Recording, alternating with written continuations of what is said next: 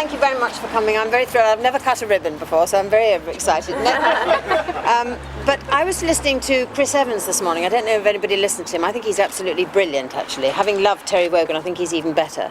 And he said that he'd heard some primary school had decided that they were going to ban sports day because they didn't want the little children to have negative feelings of having to lose the race. Which, quite honestly, he and I think's absolute bollocks, actually. You know, because that's so ridiculous. Life is like that, unfortunately. Not everybody can win. One person has to win. But at the beginning of life, I think we're all equal. We're all born with no clothes on. We're all, born equal wherever we are. And what I think's marvellous about this charity is that it makes sure that wherever you are in the country, whether you're in Birmingham or Hampshire or Scotland or Cornwall, you'll all have the best beginning. And that's what this whole organisation is about, which I think is absolutely wonderful. And also trying to encourage, I have two marvellously angelic sisters who are midwives. So they've told me all the things that you need to know. But actually there aren't, as Ruby Wax says, there isn't necessarily manuals for life.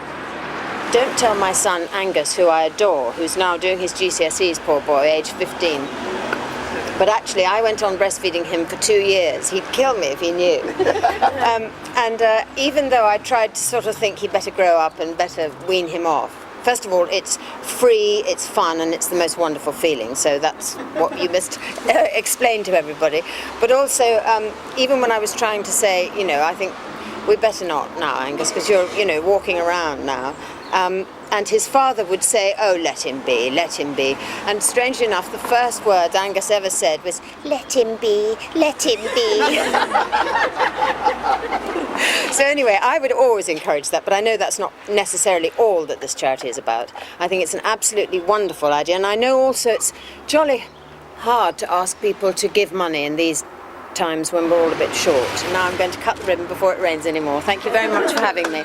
There you go. Okay.